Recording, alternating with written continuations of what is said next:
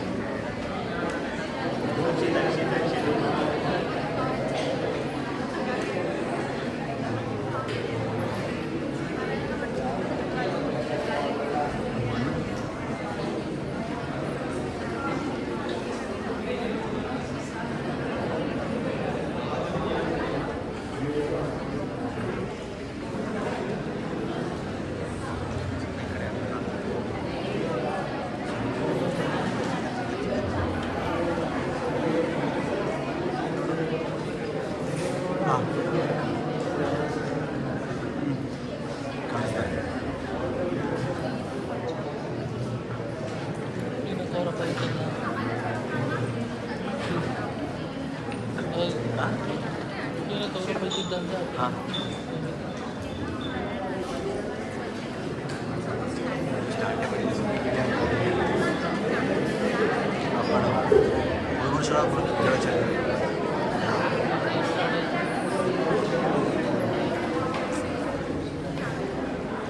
Akshith bro,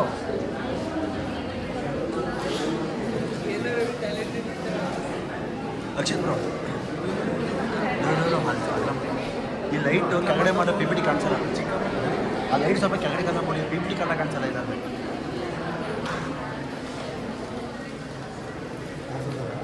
chair ತಂದ್ಬಿಟ್ಟು ಹಾಕಿದ್ರೆ best ಅಂತ.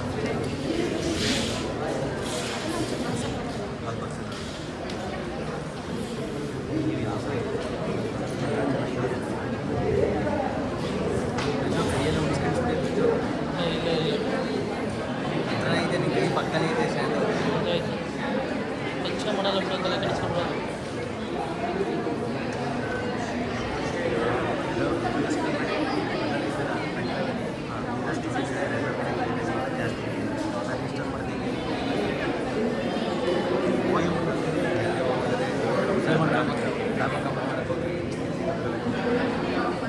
ಅವ್ರದ್ದು ಸಿಸ್ಟಮಲ್ಲಿ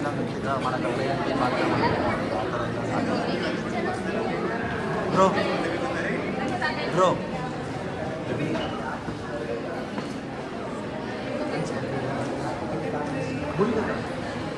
ಶಾಲ್ಟಲ್ಲಿ ಕೊಟ್ಟಿರಲ್ಲ.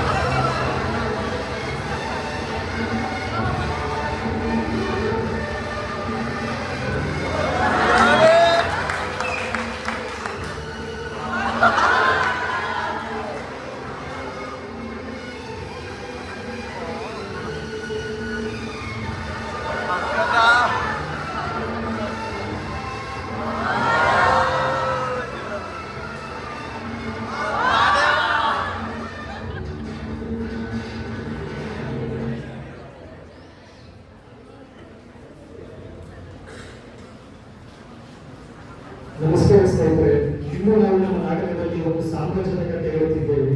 ಇಲ್ಲಿ ಅರಮನೆಗಳಿಲ್ಲ, ಸೈನ್ಯವಿಲ್ಲ, ಕೇವಲ ಬರಿದಾದ ಕಟ್ಟೆಗಳು ಹಾಗೂ ಒಣಗಿದ ಗಂಟಲುಗಳಿವೆ.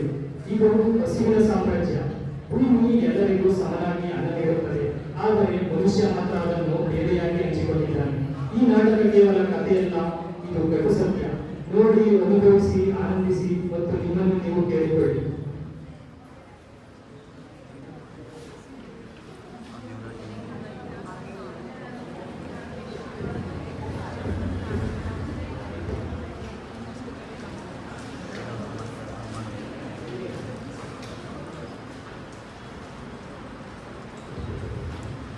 ದೃಶ್ಯ 1, ರಾಯಚೂರಿನ ತುಂಗಭದ್ರಾ ನದಿ ತಪ್ಪಲಿನ ಪ್ರದೇಶದಲ್ಲಿ.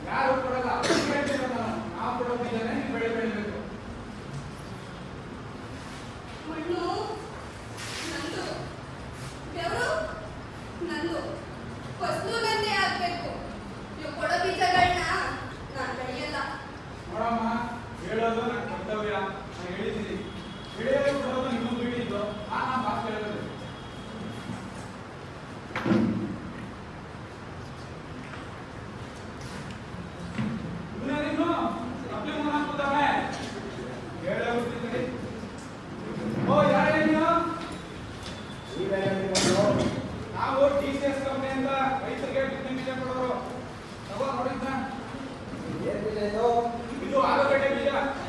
ಯಾವಾಗ ತಗೊಳ್ಳಿ ಆಲೂಗಡ್ಡೆದು? ಓ, ಎಲ್ಲ ಬಯೋಟೆಕ್ನಾಲಜಿ ಗೊತ್ತಾಗಲ್ಲ.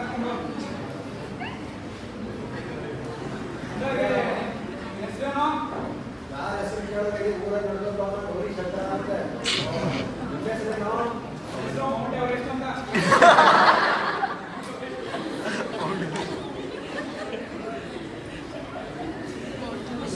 Madeva thank you.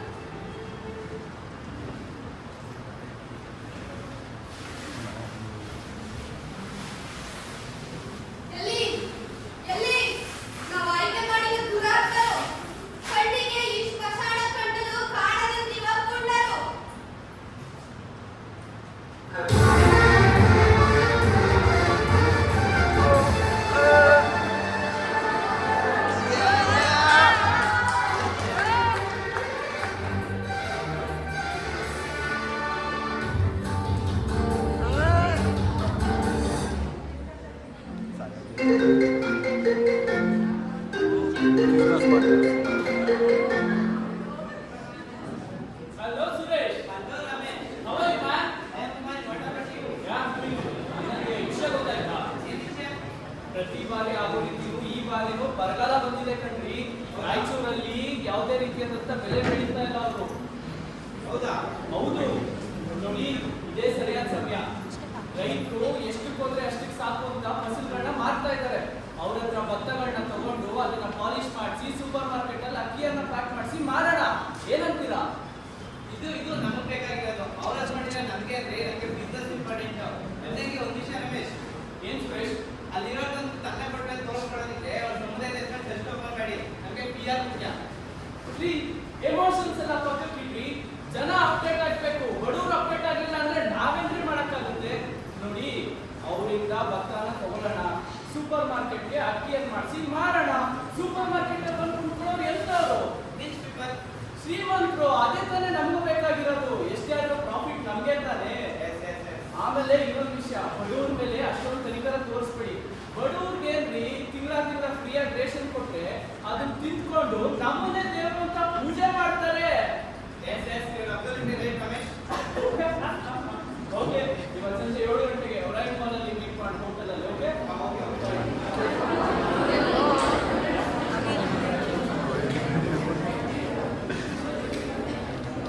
ಯಾರು ಇಲ್ಲಿಂದ ಬಂದಿರಬಹುದು?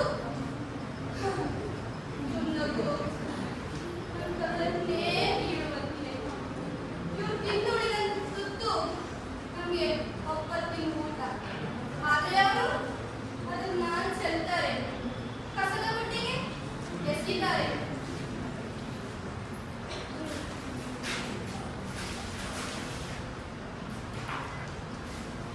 ಇದು ನನ್ನ ಪ್ರಪಂಚ. ಇದಾಚೆಗೆ ಯಾರದೋ ಪ್ರಪಂಚ. ನಮ್ಮ ನಡುವೆ ಯಾವುದೇ ಗೋಡೆ ಇಲ್ಲ. ಆದ್ರೆ ನಾನು ಅವ್ರನ್ನ ಕೇಳಲಾರೆ. ಯಾಕಂದ್ರೆ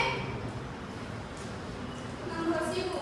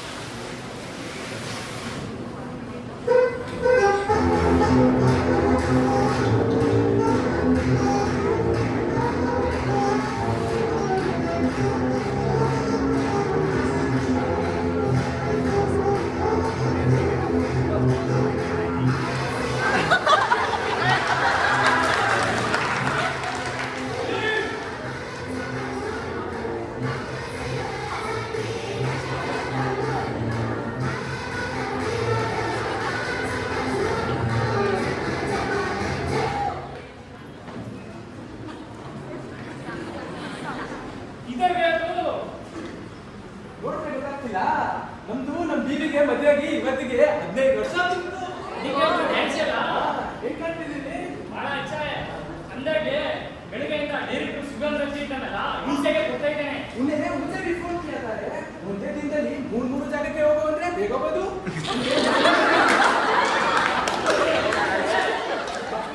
ಬರೀ ನೋಡೆ ನಮ್ಮ ಮಗುವು ಮುಟ್ಟಾಗೆ ಇಲ್ಲ, ಅವ್ರಿಗೆ 7ಗೆ ಪಕ್ಕ 7ಗೆ ಮಾಡಬೇಕಿತ್ತು.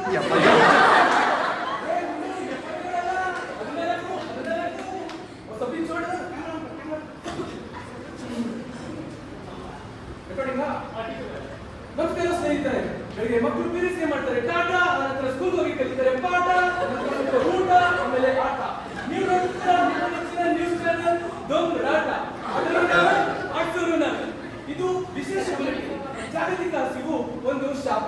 ಈ ವಿಷಯದ ಕುರಿತು ನಾವು ಚರ್ಚೆ ಮಾಡ್ತಿದ್ದೀವಿ. ಯಾರಾದ್ರೂ ಸಿಕ್ಕರೆ ಮಾತಾಡ್ಸೋಣ ಬನ್ನಿ. ಯಾಸಮಿ ಇದಾನೆ ಅಂತ ತಿಳ್ಕೊಳಕ್ ಹೋಗ್ಬಿಡಿ, ಬೇರೆ ತರನೇ ಇದ್ದಾನೆ ಪಾರ್ಟಿ ಗೊತ್ತಾಗುತ್ತೆ ನಿಮ್ಗೆ. ಹೋಗಿ ನಮ್ಮ ಬೈಕ್ ತಗೊಂಡ್ಬಿಡೋಣ.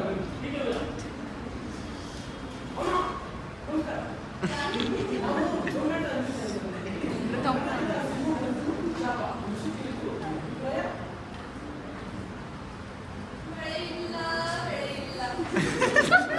ಹಸಿವು ಅನ್ನೋದು ನಮ್ಮಂತ ಬಡವರಿಗೆ ಬಂದಿರೋ ಕಷ್ಟ ಕಣಪ್ಪ.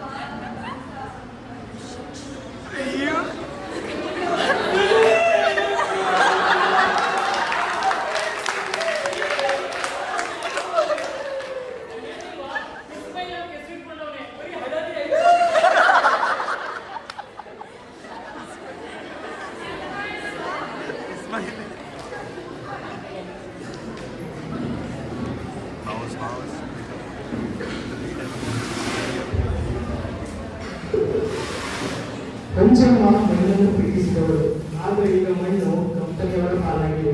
ಬಿತ್ತಿದ ಬೀಜ ಮೊಳಗೆಯೊಡಬೇಕಾದ್ರೆ ಈಗ ಸಾಲ ಮಾಡಬೇಕು, ಇಲ್ಲವೇ ಕಂಪನಿಯವರ ಷರತ್ತಿಗೆ ಒಪ್ಪಿಕೊಳ್ಳಬೇಕು. ಭೂಮಿಯ ಒಡೆಯಿನಲ್ಲಿ ಬೆಳೆ ಬೆಳೆಯುವ ರೈತರಿಗೆ ಹಸಿವು ಉಡುಗೊರೆಯಾಗಿ ಸಿಕ್ಕಿದೆ. ಆದರೆ ಇದೇ ಸಮಯದಲ್ಲಿ ಇನ್ನೊಂದು ಮೂಲೆಯಲ್ಲಿ ಹಸಿವು ಒಂದು ದೊಡ್ಡ ಬಿಸಿನೆಸ್ ಆಗುತ್ತಿದೆ. ಬನ್ನಿ ನೋಡೋಣ.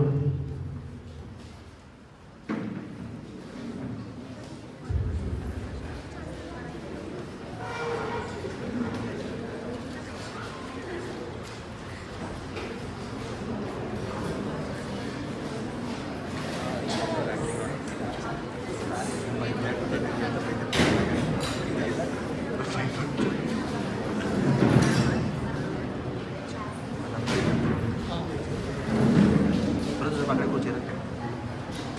Itu sebelah itu kasih kerja sama ciri.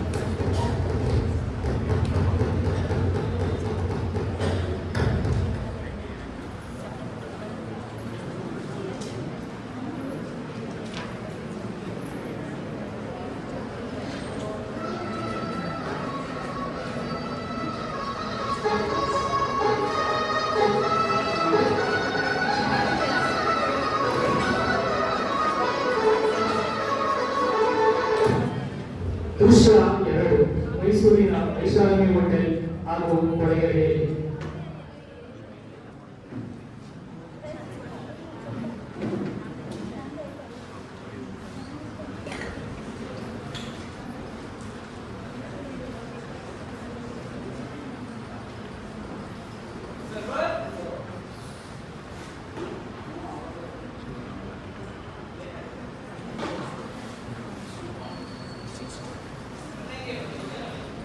ಏನ್ ಸುರೇಶ್? ನೋಡಿ, ನಾವು ಪ್ರೊವೈಡ್ ಮಾಡ್ತಾ ಇರೋ ಸೀ ಫುಡ್ ಎಂಟೈರ್ ಕರ್ನಾಟಕದಲ್ಲಿ ಯಾವ ಬ್ರ್ಯಾಂಡ್ ಪ್ರೊವೈಡ್ ಮಾಡ್ತಾ ಇಲ್ಲ ಅಂತೀನಿ. ಹೌದು, ಡೈರೆಕ್ಟ್ ಆಗಿ ಸುಲ್ತಾನ್ ಬತ್ತೇರಿಯಿಂದ ಫ್ರೆಶ್ ಆಗಿ ಮೀಟ್ನ ಇಂಪೋರ್ಟ್ ಮಾಡಿಸಿ ಇಲ್ಲಿ ಸೇಲ್ ಮಾಡ್ತಾ ಇರೋದು. ಅದು ಅಲ್ಲದೆ ಯಾವುದೇ ರೀತಿ ಟ್ರಾನ್ಸ್ಲೇಟ್ ಯೂಸ್ ಮಾಡ್ತಾ ಇಲ್ಲ. ಎಸ್,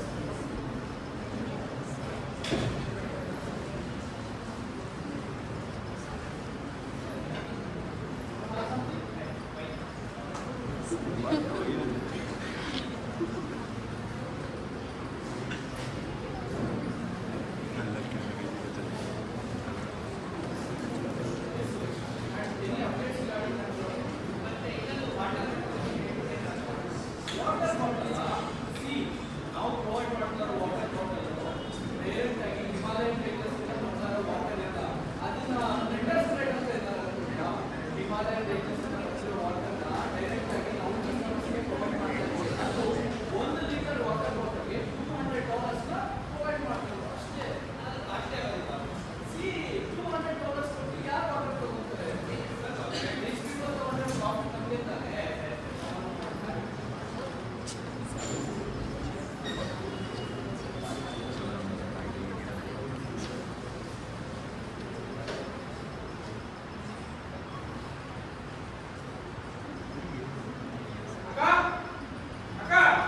ಏನೋ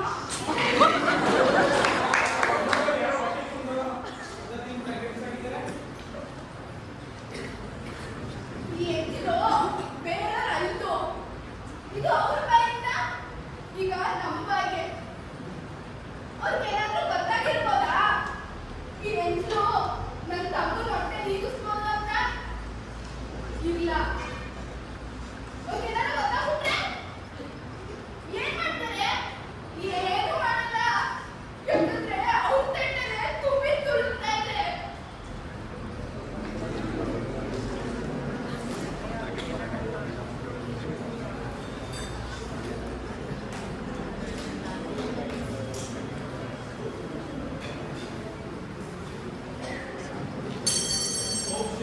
ಸಲ್ಮಾನ್,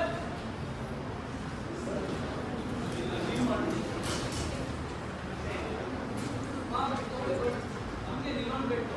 ಎಸ್, ಟೇಕ್ ಆಫ್.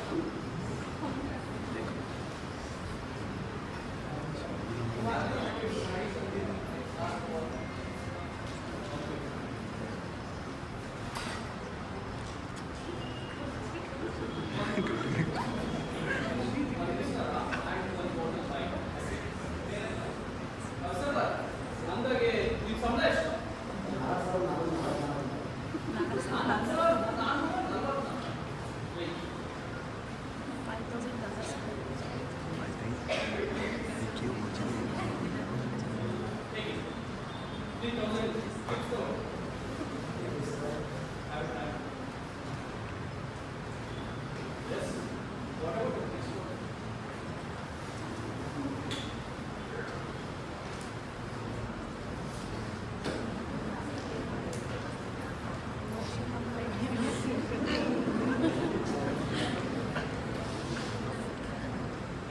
ತಗೊಳ್ಳೋ, ಇದು ತಿನ್ನು. ನಾವು ಯಾವತ್ತಾದ್ರೂ ಹೊಸ ಜನ ಬೇಯಿಸಿ ತಿಂದಿದೀವಾ? ಇಲ್ಲ. ಬೇರೆ ಊಟನೇ ನಾವು ಕತ್ತಿ. ಆದ್ರೆ ನಾನಂತಿಲ್ಲ, ಅದನ್ನ ಬೇಯಿಸ್ತೀನಿ. ನಮ್ಮ ಹೊಟ್ಟೆಗೆ ಒಂದು ಅಷ್ಟೇ.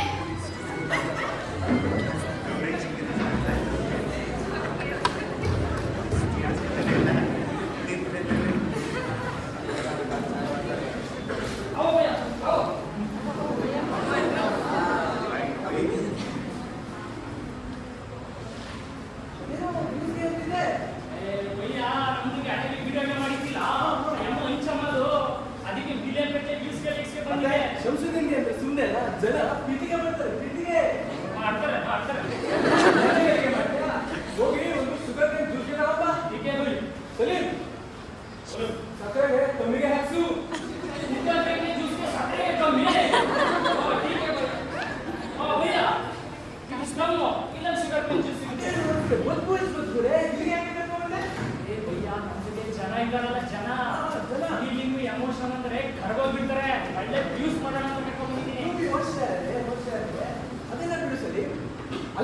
ಅಧ್ಯಕ್ಷ ಆಗಿ ನೀವು ಹೊರಗೆ ಏನ್ ಕೇಳ್ತೀರಾ? ನಮ್ಗೆ ಡಿವೋರ್ಸ್ಗೆ ಕೊಡದೇ ಇರೋ ಒಳ್ಳೆ ಮುದ್ದಾಗಿ ಹೆಂಡತಿಗೆ ಕೊಡ್ತಿದ್ರೆ ಸಾಕ್ಷಿ. ಅಂದಾಗೆ ನಿಮ್ಗೆ ಏನ್ ಕೇಳ್ಕೊಡ್ತೀರಯ್ಯ? ನಮ್ಗೆ ಜಾಸ್ತಿಗೆ ಕೊಟ್ಟಿದ್ದೇನೆ, ಆದ್ರೆ ಸ್ವಲ್ಪ ವಿದ್ಯೆಗೆ ಬುದ್ಧಿಗೆ ಕೊಡೋದು ಅಂತ ಕೇಳ್ಕೊಂತೀನಿ. ಯಾವ್ದು ಇರಲ್ಲ ಅದು ಕೇಳ್ಕೊತಾರೆ ಬಿಡಿ.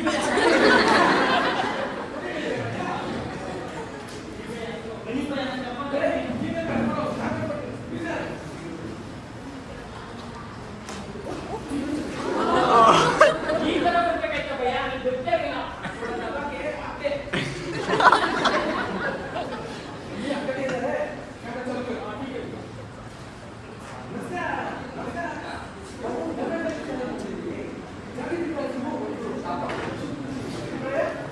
ನಮ್ಮ ಹಸ್ಬೆಂಡ್ ಅಂತ ನಿಮ್ಗೇನೆ ಗೊತ್ತಾಗ್ಬೇಕು.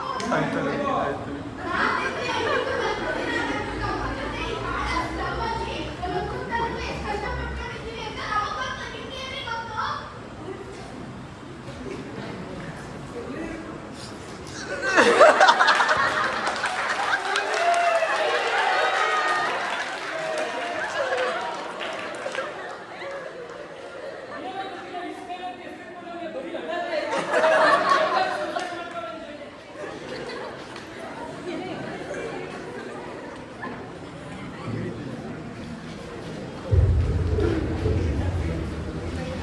ಈ ದೃಶ್ಯದ ಸಾರ ಇಷ್ಟೇ ಸ್ನೇಹಿತರೆ. ಒಬ್ಬರಿಗೆ ಅದು ಕಸದ ತೊಟ್ಟಿಯಲ್ಲಿ ಸಿಗುವ ಎಂಜಲನ್ನ, ಅದೇ ಇನ್ನೊಬ್ಬರಿಗೆ ಅದು ಸ್ಟಾರ್ವರ್ಡ್ನಲ್ಲಿ ವ್ಯಕ್ತ ಮಾಡುವ ಇಷ್ಟವನ್ನ ವೈಭವ. ಒಬ್ಬರು ತನ್ನ ತಮ್ಮನಿಗಾಗಿ ಎಂಜಲವನ್ನು ಕಾಯುತ್ತಿದ್ದಾರೆ, ಇನ್ನೊಬ್ಬರು ಹಿಮಾಲಯಗಳನ್ನು ಡಾಲರ್ಗಳಲ್ಲಿ ಅಳೆಯುತ್ತಿದ್ದಾರೆ. ಹಸಿವು ಎಲ್ಲರನ್ನೂ ಒಂದೇ ರೀತಿ ಕಾಡುತ್ತಿದೆ. ಇಲ್ಲ, ಅದು ಬಡವರಿಗೆ ಶಾಪ, ಶ್ರೀಮಂತರಿಗೆ ವ್ಯಾಪಾರ. ನೋಡಿದ್ರಲ್ಲ ಈ ಸಾಮ್ರಾಜ್ಯದ ಅಸಲಿ ಮುಖ. ಒಂದು ದಿನಕ್ಕೆ ಎರಡು ಪ್ರಪಂಚ. ಒಬ್ಬರು ತಿಂದು ಉಗುಳುತ್ತಿದ್ದಾರೆ, ಮತ್ತೊಬ್ಬರು ಉಗುಳುವುದನ್ನು ಆಯ್ದು ತಿನ್ನುತ್ತಿದ್ದಾರೆ. ಇವರ ನಡುವೆ ಇರುವ ಗೋಡೆ ಕಣ್ಣಿರಲಿಲ್ಲ, ಇದು ಹಣದ್ದು.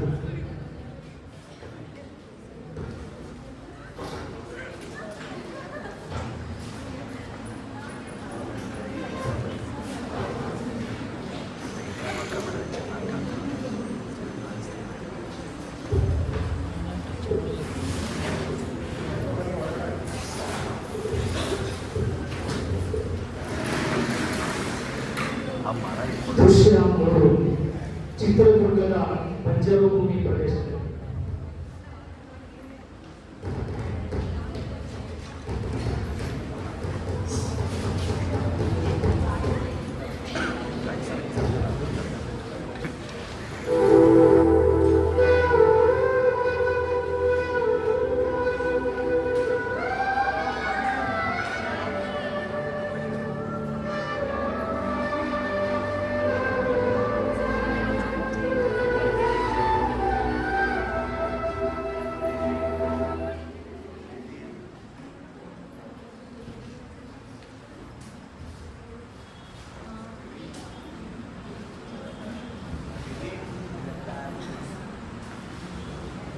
ಅಯ್ಯೋ, ಒಂದರಿಂದ 2 ಮೈಲಿ ನಡೆದೆ. ಹೊಟ್ಟೆ ಬೇರೆ ಹಸಿತಾ ಇದೆ. ಒಂದರಿಂದ ಏನೂ ತಿಂದಿಲ್ಲ. ಹೊಟ್ಟೆಲಿ ಬರೀ ನೀರೇ ಇದೆ, ಬರೀ ನೀರು.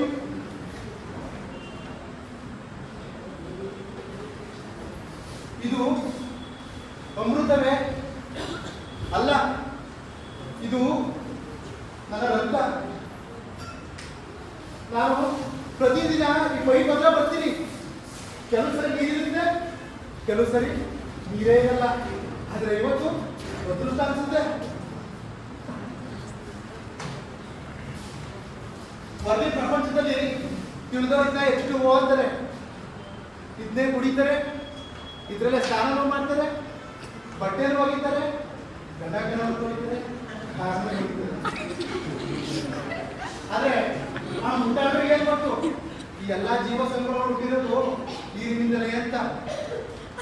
ಇಲ್ಲೇ ಪಕ್ಕದಲ್ಲಿ ಒಂದು ಲೈನ್ ಸೋಡಾ ಫ್ಯಾಕ್ಟ್ರಿ ಐತೆ. ಅವರು ನಮ್ಮ ಬಾವಿಲಿರೋ ನೀರನ್ನು ಅದೇನೋ ಫಿಲ್ಟರ್ ಮಾಡ್ಬಿಟ್ಟು ಬಾಟಲ್ ತುಂಬಿಸ್ಬಿಟ್ಟು ವಿದೇಶಕ್ಕೆ ರಫ್ತು ಮಾಡ್ತಾರಂತೆ, ರಫ್ತು. ಇಲ್ಲಿ ನಮ್ಮ ಬಾವಿಗೆಲ್ಲ ಒಣಗ್ತಾ ಇದೆ, ನಮ್ಮ ಮಕ್ಕಳು ದಾವಣಗೆರೆ ಸಾಯ್ತಾವೆ. ಅವ್ರಿಗೆ ಲಾಭ, ನಮ್ಗೆ ಸಾವ. ಸಂಪರ್ಕ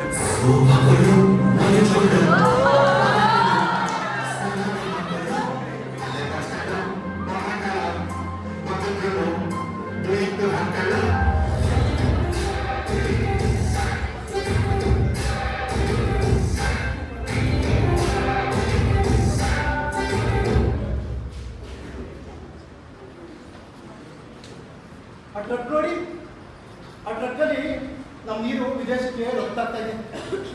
ಯುರೋಪ್, ಸೌದಿ ಅರೇಬಿಯಾ ಹಿಂಗೆ ಎಲ್ಲ ಯುರೋಪ್ ಕಂಟ್ರಿಗಳಿಗೆ ರಫ್ತಾಗ್ತಾ ಇದೆ. ಅವರು ಅದೇನೋ ನೀರು ಕುಡಿದ್ಬಿಟ್ಟು ರಿಫ್ರೆಶ್ ಆಗ್ತಾರಂತೆ, ರಿಫ್ರೆಶ್. ಆದ್ರೆ ನಾವಿಲ್ಲಿ ಕರ್ಗಿ ಎಗಣಾಗ್ತಾ ಇದೀವಿ ನಾವು. ಒಂದಿನ ಅದೇ ಟ್ರಕ್ ಹತ್ಕೊಂಡು ಹೋಗ್ತೀನಿ ನಾನು. ಆ ಟ್ರಕ್ ಹತ್ಕೊಂಡು ಹೋಗ್ಬಿಟ್ಟು ಅವ್ರ ನಗರಕ್ಕೆ ಹೋಗ್ತೀನಿ. ಅವ್ರ ನಗರಕ್ಕೆ ಹೋಗಿ ಅವ್ರ ಮನೆಗೆ ಹೋಗಿ ಹೇಳ್ತೀನಿ, ನೀವು ಕುಡಿತಾ ನೀರು ನಮ್ಮ ಬಾವಿದು ಅಂತ. ನೀವು ಅದಕ್ಕೆ ಬೆಲೆ ಕೊಟ್ಟಿದ್ದೀರಾ, ನಮ್ಮ ನೋವು ಸಂಕಷ್ಟಕ್ಕೆ ಬೆಲೆ ಕೊಟ್ಟಿದ್ದೀರಾ ಅಂತ ಕೇಳ್ತೀನಿ.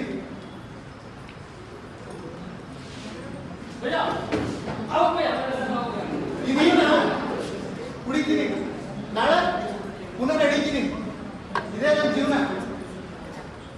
ನನ್ನ ಮಕ್ಕಳು ಈ ಪೈಪ್ ಹತ್ರ ಬರಬಾರ್ದು, ಅವರು ಮನೇಲೇ ನೀರು ಕುಡಿಬೇಕು.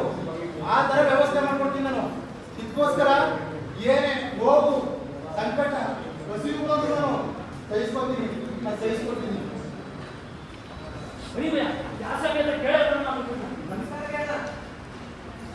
ನಾವು ಗೌರ್ಮೆಂಟ್ ನ್ಯೂಸ್ನಲ್ಲಿ ಬಂದಿದ್ದೀವಿ. ಶಾಲೆ ವಿಕಾಸಕ್ಕೂ ಅಭಿಪ್ರಾಯ ಈ ಸಾರಿ ನಮ್ಮ ಬಾವಿಯಲ್ಲಿ ಮಡುತ್ತಾರೆ. ನಮ್ಮ ಮಕ್ಕಳು ಯಾವತ್ತೂ ಸಾಯ್ತಾವೆ.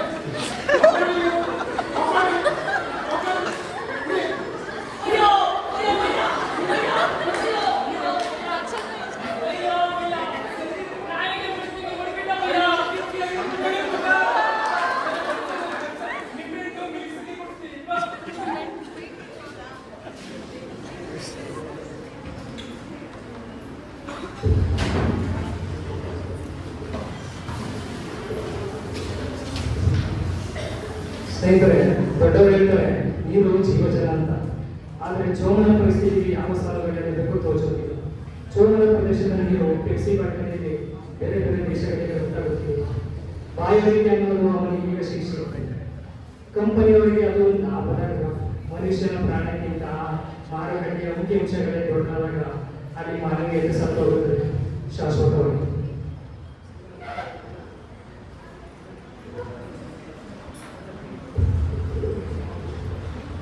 ದೃಶ್ಯ 4. ಉಕ್ರೇನ್ 4 ವರ್ಷ ಗಡಿಭಾಗದ ನಿರಾಶ್ರಿತ ಕ್ಯಾಂಪ್ನಲ್ಲಿ.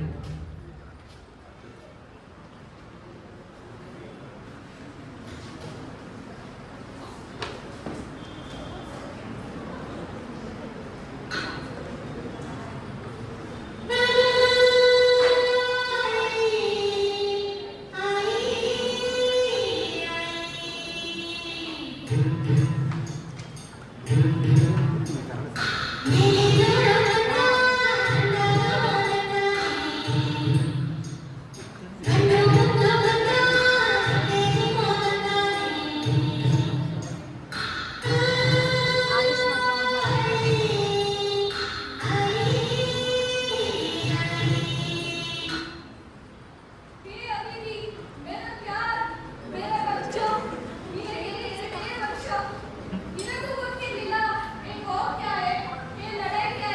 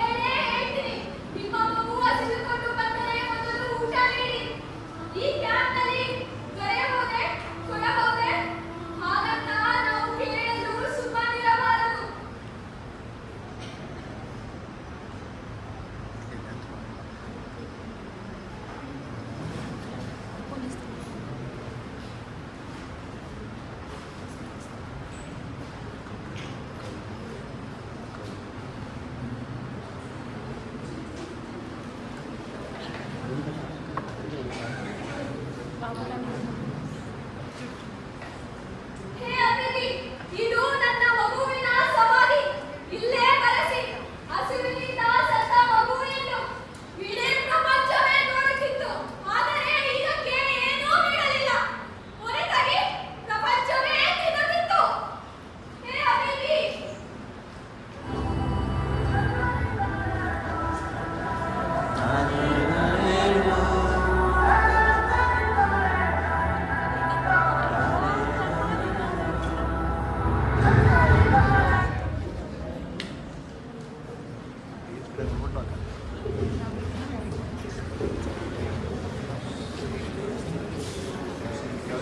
ಯುದ್ಧದ ಪ್ರಾಬಲ್ಯಕ್ಕಿಂತ ಹಸಿವಿನ ಮೌನ ಅತಿ ಹೆಚ್ಚು ಭಯಾನಕ. ನೂರ್ ಫಾತಿಮಾ ತನ್ನ ಮಗುವನ್ನು ಕಳೆದುಕೊಂಡಿದ್ದು ಗುಂಡೆಗೆ ದಾಳಿಯಿಂದಲ್ಲ, ಕೇವಲ ಒಂದೇ ಒಂದು ತುತ್ತು ಅನ್ನವಿಲ್ಲದೆ.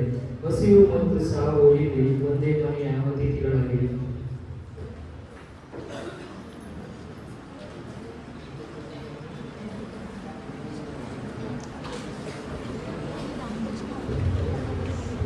ದೃಶ್ಯ 5, ಬೆಂಗಳೂರಿನ ಚಿಕ್ಕಪೇಟೆಯ ಸ್ವಯಂ ಸೇವಕ ಶಿಬಿರದಲ್ಲಿ.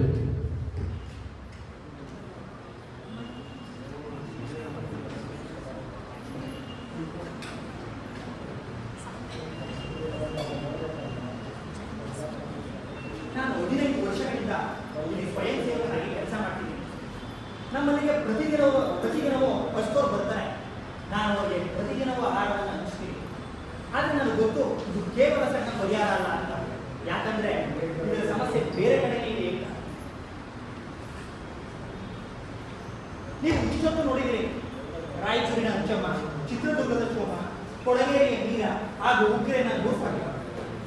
ಇವರಿಗೆಲ್ಲರ ಹೊಟ್ಟೆಯಲ್ಲೂ ಒಂದೇ ಹಸಿವು, ಒಂದೇ ಬಾಯಾರಿಕೆ ಇದೆ. ಆದರೆ ಇವುಗಳ ಮುಂದೆ ಯುದ್ಧ, ಬರ, ಅಸಮಾನತೆ, ಹವಾಮಾನ ಎಂಬ ಬೇರೆ ಬೇರೆ ಗೋಡೆಗಳಿವೆ.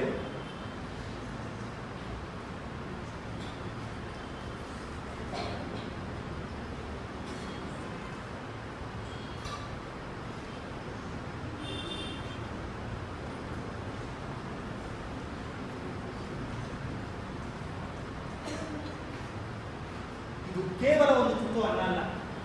ಇದರ ಸ್ವರೂಪ ಏನೆಂದರೆ, ಅನ್ನ ಹೇಳುತ್ತೆ ನಾನು ನಿನ್ನನ್ನು ನೋಡುತ್ತಿದ್ದೇನೆ ಅಂತ. ಹಸಿವು ಮತ್ತು ಬಾಯಾರಿಕೆ ನಮ್ಮ ಎಲ್ಲರ ಹೊಟ್ಟೆಯಲ್ಲಿದೆ. ನಮ್ಮಲ್ಲಿ ಅನ್ನ ಇದೆ, ನೀರು ಇದೆ, ಆದರೆ ಹಂಚಿಕೊಂಡು ತಿನ್ನಬೇಕಾದ ಮನಸ್ಥಿತಿ ನಮ್ಮಲ್ಲಿಲ್ಲ. ಹಸಿವಿಗೆ ಜಾತಿ, ಧರ್ಮ, ಭಾಷೆ ಇಲ್ಲ. ಅನ್ನ ಮತ್ತು ನೀರು ಮಾನವನ ನಿಜವಾದ ಮೂಲಭೂತ ಹಕ್ಕುಗಳು. ನೀವು ಇಷ್ಟೊತ್ತು ಈ ನಾಟಕವನ್ನು ನೋಡಿದಿರಿ. ಈ ನಾಟಕದಲ್ಲಿ ಬರುವ ಪಾತ್ರಗಳು ಬರೀ ಕಾಲ್ಪನಿಕವಾದದ್ದಲ್ಲ. ಇದು ನಮ್ಮ ದಿನನಿತ್ಯದ ಜೀವನದಲ್ಲಿ ನಡೆಯುವಂತಹ ಒಂದು ಸಂಗತಿ.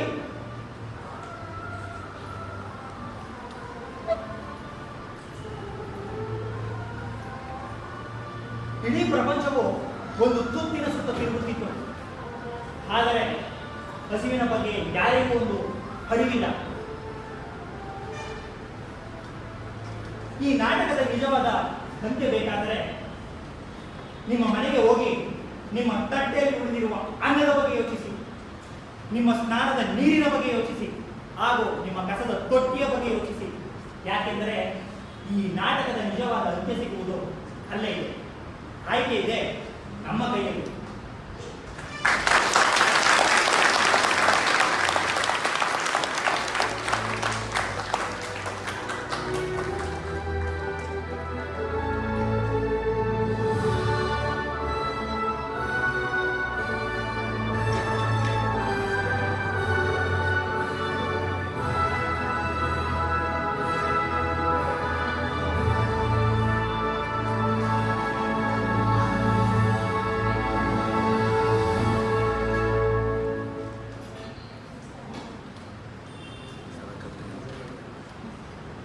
ಈ ಅನ್ನವನ್ನು ತೆಗೆದುಕೊಳ್ಳಿ, ಈ ಅನ್ನವನ್ನು ತೆಗೆದುಕೊಳ್ಳಿ, ಈ ನೀರನ್ನು ಕುಡಿಯಿರಿ, ಈ ನೀರನ್ನು ಕುಡಿಯಿರಿ. ಈ ಹಸಿವು ಕೊನೆಗೊಳ್ಳಬೇಕಾದರೆ ಬದಲಾವಣೆ ನಿಮ್ಮಿಂದಲೇ ಆರಂಭವಾಗಬೇಕು. ಬದಲಾವಣೆ ನಿಮ್ಮಿಂದಲೇ ಆರಂಭವಾಗಬೇಕು.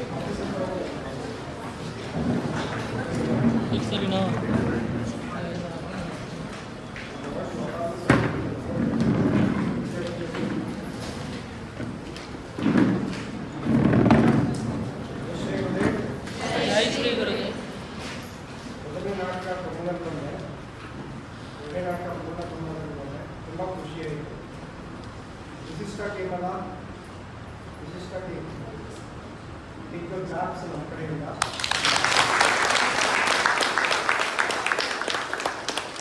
ಕಲ್ತ್ಕೊಬೇಕು. ನೀವು ನೋಡಿ, ನಾನು ಹೇಗೆ ಅಸೆಸ್ ಮಾಡ್ತೀನಿ, ಸುಮ್ಮನೆ ಕೊಟ್ಬಿಟ್ಟು ನಡ್ಬಿಟ್ಟು ಕೊಟ್ಬಿಡೋದು.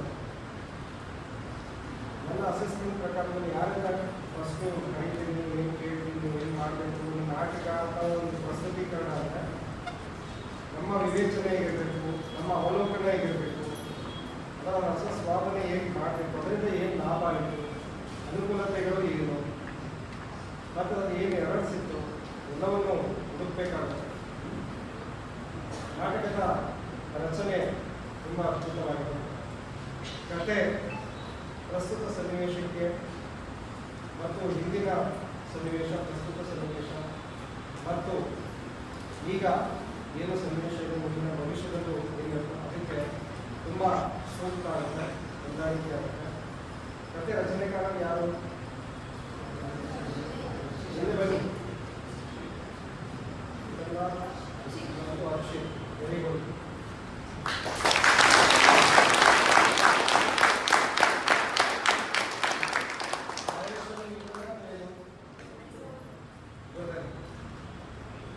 ಕತೆ ಆಯಿತು. ಕಥೆಯನ್ನು ನಾಟಕಕ್ಕೆ ರೂಪಾಂತರ ಮಾಡಬೇಕಾದ್ರೆ ಕಥೆಯನ್ನು ಚಿತ್ರಕಥೆ ಅಂತ ಕರೀತಾರೆ, ಸಿನಿಮಾಟೋಗ್ರಫಿ ಮಾಡಬೇಕು. ನಾಟಕೀಕರಣ ಮಾಡಬೇಕಾದ್ರೆ ಅದನ್ನು ನಾಟಕದ ರೂಪಾಂತರ ಮಾಡಬೇಕಾದ್ರೆ ಅದಕ್ಕೆ ವಹಿಸ್ತಕ್ಕಂಥ ಭಾಷೆ ಮತ್ತು ಬಳಸ್ತಕ್ಕಂಥ ಪದಗಳು ಅಥವಾ ಭಾಷೆ ಇರುತ್ತೆ. ಅದಕ್ಕೆ ಸವಿನಲ್ಲ ಮಾಡೋದು ನೀವೇನು ಅನ್ಕೊಂಡಿರ್ತೀರಲ್ಲ, ಕೂಡ ಚೆನ್ನಾಗಿದೆ, ತುಂಬ ಚೆನ್ನಾಗಿ ಮಾಡಿದ್ರಿ. ಪ್ರಯತ್ನ ಪಟ್ಟರೆ ಮುಂದೆ ಸೀರಿಯಲ್ ಮೇಕಿಂಗ್ ಮಾಡ್ಬೋದು, ಸಿನಿಮಾ ರಂಗಕ್ಕೂ ಹೋಗ್ಬೋದು. ಏನು ನಗದೇನಿಲ್ಲ, ಜೀವನ ಕಟ್ಕೊಳ್ಳೋಕ್ಕೆ ಒಂದೇ ಅಂತಲ್ಲ. ನೀವೇನು ಪ್ರಥಮ ಹೆಜ್ಜೆ ಇಡ್ತೀರೋ ಅದರ ಮೂಲಕ ನಿಮ್ಮ ಜೀವನದ ಮಾರ್ಗಗಳು ಬೇರೆ ಬೇರೆ ರೀತಿಯಲ್ಲಿ ತೆಗೆದುಕೋಬೋದು. ಒಂದು ಕಡೆಯಿಂದ ಮತ್ತು ಪಾತ್ರಾಭಿನಯ ಚಿಕ್ಕದಾಗಿ ದೊಡ್ಡದಾಗಿತ್ತು. ವೇದಿಕೆ ಮೇಲೆ ಬಂದಂಥ ಪ್ರತಿಯೊಬ್ಬರು ಕೂಡ ಮನಸ್ಸಿನಲ್ಲಿ ಹೆಚ್ಚು ದಿನ ಉಳಿಬೇಕು. ಕತೆ ನಮ್ಮನ್ನು ಕೆಡಕತ್ತೆ, ನಮ್ಮಲ್ಲಿ ಒಂದಷ್ಟು ವಿಚಾರಗಳನ್ನ ಆಲೋಚನೆಗಳನ್ನ ಹುಟ್ಟಾಕುತ್ತೆ. ಮತ್ತು ಏನೋ ನಾವು ಏನನ್ನು ಹತ್ಕೋಬೇಕು, ಏನನ್ನು ತಿಳ್ಕೋಬೇಕು, ಪರಿವರ್ತನೆ ಏನಾಗಬೇಕು ಸಮಾಜದಲ್ಲಿ ಅಂತೇಳಿ ಒಂದಷ್ಟು ನಮ್ಮನ್ನು ಕೆಡಕತ್ತೆ. ವಿಮರ್ಶೆಗೆ ಚಿಂತನೆಗೆ ನಮ್ಮನ್ನು ಗುರಿಪಡಿಸುತ್ತೆ ಈ ನಾಟಕ, ಪೂರ್ಣ ನಾಟಕ. ಹೀಗಾಗಿ ಇಂತಹ ಪ್ರಯತ್ನ ಬೇಕು. ವಿಡಂಬನಾತ್ಮಕ ನಾಟಕ ಆಗಿತ್ತು. ಇಂತಹ ಪ್ರಯತ್ನಗಳು ಇಲ್ಲಿಂದ ನಿಮ್ಮನ್ನು ನೀವು ತೆಗೆದುಕೊಳ್ಳಿಕ್ಕೆ ಅನುಕೂಲವಾಗುತ್ತೆ. ಸುಮ್ಮನೆ ಏನೋ ಮುಂದೆ ಏನೋ ಮಾಡಿ ನಡ್ಕೊಂಡು ಹೇಗೋ ಹೋದ್ರೆ ನೀವು ಬೆಳೀಲಿಕ್ಕಾಗದೆ, ಏನು ಬೆಳೀಲಿಕ್ಕೆ ಸೀರಿಯಸ್ನೆಸ್, ಜೀವನದ ಶಿಸ್ತನ್ನು ಇದರ ಮೂಲಕನೇ ಖಂಡಿತ ಬರುತ್ತೆ. ವೈದ್ಯಕೀಯವನ್ನು ಯಾವುದೇ ಒಂದು ಪ್ರೊಫೆಷನನ್ನು ಕೊಟ್ಟು ಅದನ್ನು ತುಂಬ ಚೆನ್ನಾಗಿ ಅಚ್ಚುಕಟ್ಟಾಗಿ ನಿಭಾಯಿಸ್ತೇವೆ.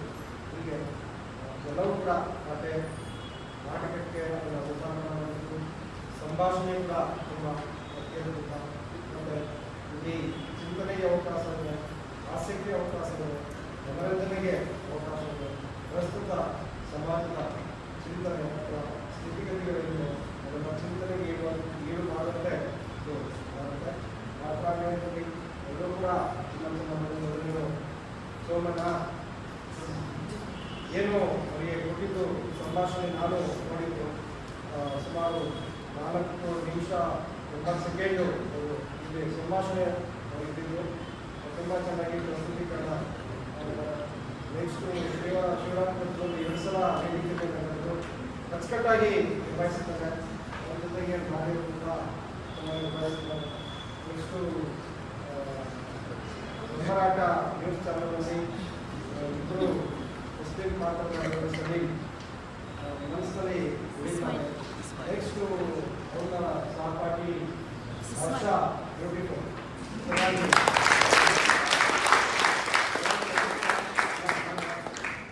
ಒಬ್ಬನ ಆಗಿದ್ದಾರೆ.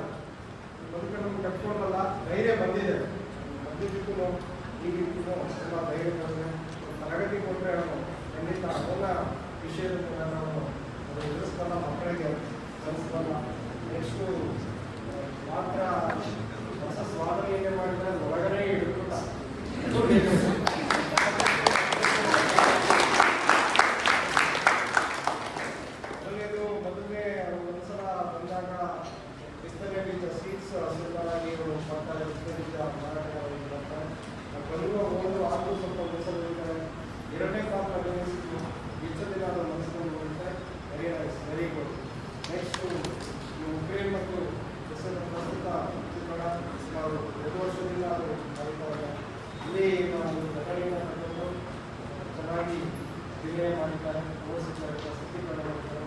ಧೈರ್ಯ ಇದೆ, ಏನು ಕೊಟ್ಟರು ಅದನ್ನು ಪ್ರಸ್ತುತೀಕರಣ ಮಾಡಬೇಕು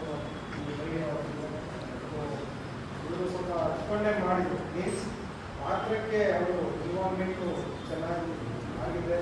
ಹೊರಗಡೆ ಇಲ್ಲಿದ್ದಾರೆ, ತುಂಬ ಚೆನ್ನಾಗಿ ನಿರ್ಣಯ ಮಾಡಿದ್ದಾರೆ. ನೆಕ್ಸ್ಟು ಸುಸ್ಮಿತಾ ಅಂತ ಅವರು ಕೂಡ ಬೇರೆ 3 ಸಲ ವೇದಿಕೆಗಳು ಮಾಡಿದ್ದಾರೆ. 3 ಸಲ ಕೂಡ ಅವರು ಮನಸ್ಸಿನಲ್ಲಿ ಇರ್ತಾರೆ. ನೆಕ್ಸ್ಟು ಕೊನೆಯಲ್ಲಿ ಬಂದಂಥ ಇವರು ಕೂಡ ಸಮಾಜಕ್ಕೆ ಒಂದು ಸಂದೇಶವನ್ನು ಇಡೀ ನಾಟಕದ ಚಿತ್ರಣೆಯಿಂದ ತೆರೆದುಕೊಂಡು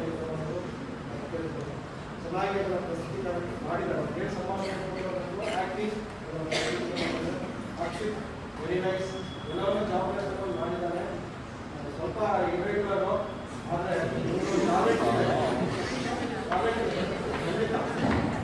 ನೋಡಿದಾಗ ನಮಗೆ ಒಂದು ಅಭಿಮಾನ ಬಂತು. ಎಸ್, ಪರವಾಗಿಲ್ಲ, ಇದೆಲ್ಲ ಬೆಳಿಬೇಕು ಮುಗಿಸ್ಕೊಳ್ಳಿಕ್ಕೆ ಇನ್ನೊಂದು ವೆರಿ ನೈಸ್.